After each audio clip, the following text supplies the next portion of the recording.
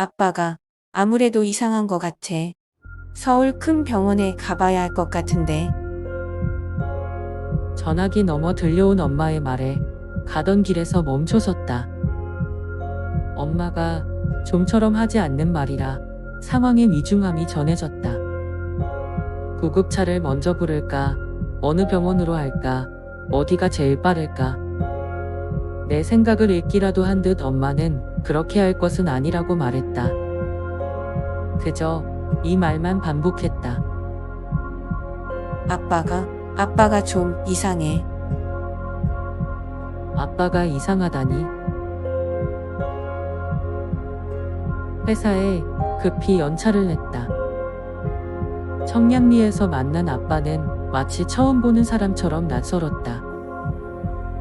내가 익숙히 알던 아빠는 거기 없었다. 좋기 10kg는 넘게 살이 빠져 있었다. 익숙한 옷이 아빠의 몸에서 남의 옷처럼 나풀댔다. 언제나 엄마를 뒤에 남기고도 한참을 앞서 걷던 아빠가 자꾸 엄마 뒤로 처지며 몸을 숨겼다. 시골에선 보기 힘든 도시 풍경을 보며 눈을 빛내던 아빠가 텅 빈 눈을 하고 자꾸 멈춰섰다. 언제부터 이랬느냐는 질문에 엄마는 몇 달 되었다고 했다. 밖으로 나돌기 좋아하는 아빠가 언제부턴가 방 안으로만 숨어들기 시작했다고 한다. 그렇게 좋아하던 친구들과의 술자리도 가기 싫다고 했고, 그렇게 중요하던 농작물을 가꾸던 일도 가축을 거두는 일도 손을 놓아버리고 그저 눕고 싶어 했다고. 그렇게 방에 누워있지 않을 때는 불안해서 어쩔 줄을 몰랐다고 했다. 앉지도 서지도 못하는 상태로 이유 없이 집안을 오갔다.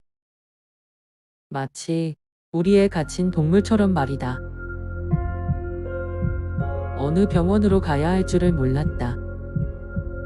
보통 머리가 아프거나 배가 아프거나 어디가 아프다는 곳이 있어야 하는데 아빠는 그런 게 없었다. 어디가 아프냐고 물으면 아빠는 그저 이 말만 반복했다. 내가 죽을 병에 걸린 것 같다. 아빠의 확신과는 달리 동네 병원과 종합병원의 검진 결과에서 신체적 질병 소견은 없었다. 그렇다면 대체 아빠는 왜 그러는 걸까? 언니와 시간을 맞춰서 며칠 동안 본가에 내려가 생활해보기로 했다. 함께 생활하면서 아빠의 상태를 직접 보고 이후 과정을 상의해야 했다. 아빠의 기상시간에 맞춰 시도 때도 없이 켜고 꺼지던 텔레비전이 고장난 듯 멈춰 있었다.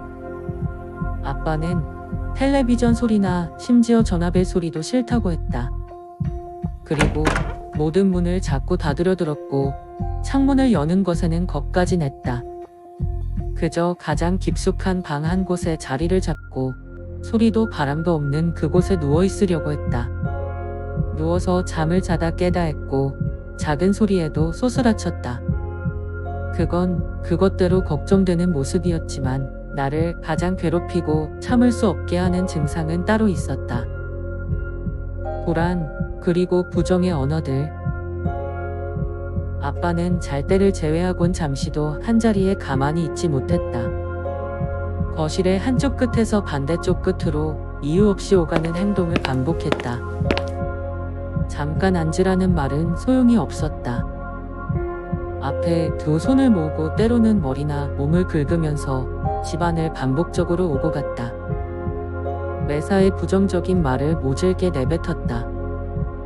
처음엔 아니야, 혹은 괜찮아 라는 말로 아빠를 안심시키다가 끝내는 아빠 제발 그만 좀 해라고 화를 내게 됐다. 이러다 보니 집에서 보내는 시간이 지옥 같았다. 하지만 나는 이 상황을 해결해야만 했다.